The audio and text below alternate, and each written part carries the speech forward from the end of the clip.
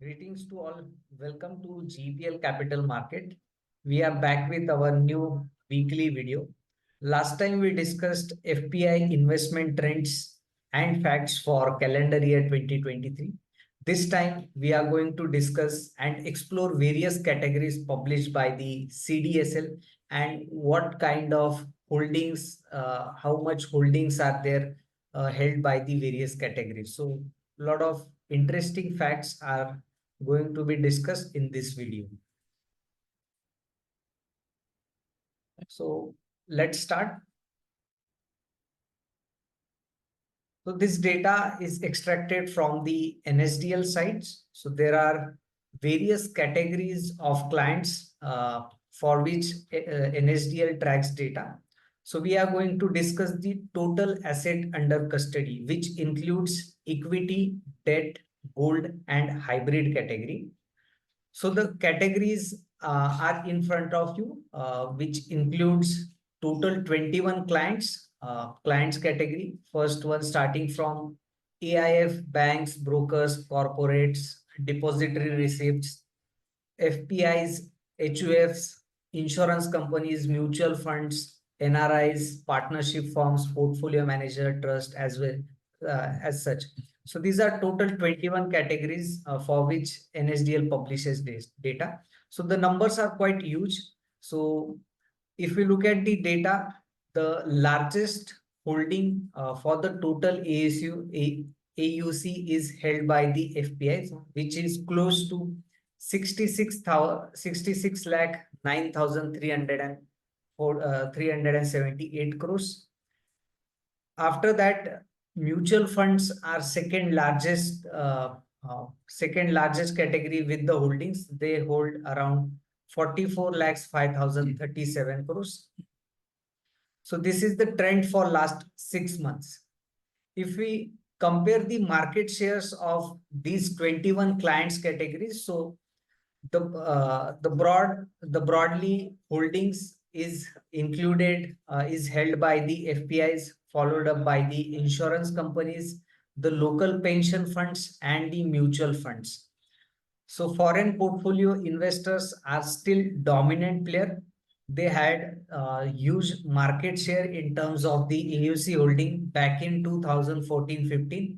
Later on, it came down. However, the holdings by the insurance companies, then local pension funds and mutual funds is now getting picked up. So they also holds a greater amount. We have categorized this 21 client categories in three branches. So first one is of course the domestics, which includes banks, financial institutions, insurance, pension funds, mutual funds, and portfolio management services. Foreigns includes FDI, foreign depositories, foreign venture capitalists, and foreign portfolio investors. So that's the foreigners category. And other includes AIF, brokers, corporates, depository receipt partnerships, and trust, etc. So if we look at this figure, so broadly 50% of the total asset under custody is held by the domestic institutions, and remaining is held by the foreigners. However, the others asset under custody market share is also improving, which includes AIF, brokers, and corporate depository receipts, etc. So we have seen a balanced EUC distribution amongst the domestics and foreigners. So that has been the trend from last 12 years. This one is another interesting fact. This is the 3-year rolling CAGR of asset under custody. And this we have tracked for the FPIs and the mutual funds. So at present, mutual funds asset under custody has improved by 14% over the last 3 years, whereas the foreign portfolio investors asset under custody has improved by at 8% CAGR over the last 3 years. So definitely the mutual funds CAGR 3-year rolling CAGR is surpassing the FPI CAGR, and that has been the trend from 2015. barring the 2 years period post-COVID, which was 2021 and the late part of 2020.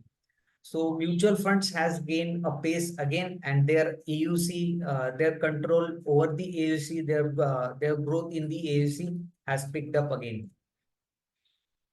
These are some other interesting facts. So alternative investment funds and portfolio management services have gained a lot of traction post-COVID, and that is clearly visible in these two charts. So alternate investment funds asset under custody was only 8,300 crores back in 2016.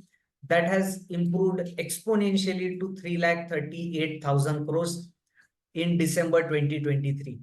Just prior to the COVID, that is in November 2029, that was only 95,000 crores, and that has now close to 3,40,000 crores. So there has been a massive interest into the alternate investment funds from the market participants. Similar case is with the portfolio management service as well. That has also gained good traction. So portfolio management services asset under custody was only 36,000 crores back in 2015.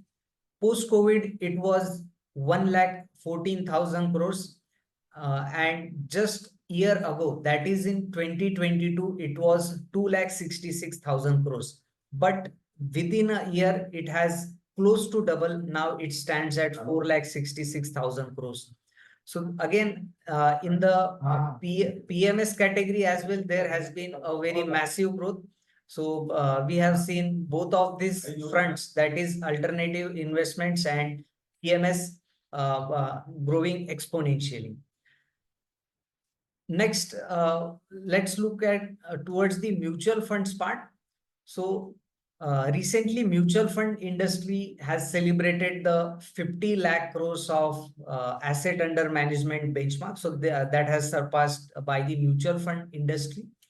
So that benchmark has saw very interesting evolution over the years. So 12 years ago, that mutual funds asset under management was dominated by the debt market. So debt investment used to be very high portion of the overall asset under management. But if you look at the above chart, so we have seen a crossover back in 2019. So equity mutual funds AUC now stands at 32 lakh crores as far as the mutual funds are concerned. The debt AUC of mutual funds now stands at 11 lakh crores. So equity mutual funds AUC has improved a lot post-COVID. If we compare those numbers with the market share of the total holdings, so again, debt used to be 75% of the total asset under management of mutual funds in 2014. Equity used to be 25%. The picture is completely reversed now. The equity now is now over 75% and the debt portion is 26%. The crossover happened in September to December 2019. So that was an inflection point where we saw this crossover. So here is a chart of, this is a ratio chart of FPI's AUC and mutual funds AUC. So we are creating a ratio chart of equity AUC for FPIs and mutual funds. So in 2014, FPI's equity AUC was 7.5 times more than the mutual funds AUC. But over the years, that has came down, and now FPIs are only 2 times bigger than the mutual funds AUC. So FPI's AUC is only 1.9 times to the mutual funds AUC. That is a very good sign that Indian markets has improved and stabilized a lot on the domestic funds. This AUC was 2.7 times in January 21, and post that it again started filling. Now FPIs are only 2 times of the equity mutual funds AUC. the SIP contribution from the investors has remained predominant factor for these things. So if we look at the SIP contribution on month basis, so it is hitting all-time highs on each month. So at present, the December 2023 SIP count stands at 17,610 crores, and that has been consistently improving. So just 3 years ago, that is in FY21, it used to be 8.5 crores. Now that has doubled. So this is really a good sign. And this one is the ratio chart of FPI's debt asset under AUC and the mutual funds debt AUC. So mutual fund has greater exposure to the debt compared to the FPIs. So FPIs are only 38% of the mutual funds debt. This was the peak was attained in 2015, where FPIs used to be 60% of the mutual funds debt AUC. So that has been the thing. I hope all these facts are clear to you. And we have seen a very healthy improvement in investment contribution from the domestic investors, and that has been supporting our markets. That has been keeping us less reliable on the foreign funds. Of course, the foreign funds are very important for any country because that brings dollars, that helps us to maintain our current account deficits as well as our other things. So that also helps our currency to stabilize in international market. However, the if we look at the macro factors, the people who are investing in equity asset class are still lower compared to the China and other developed markets.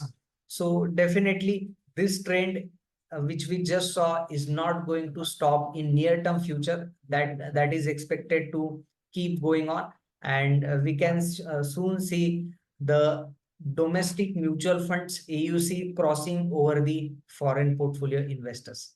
Thank you and have a happy weekend ahead.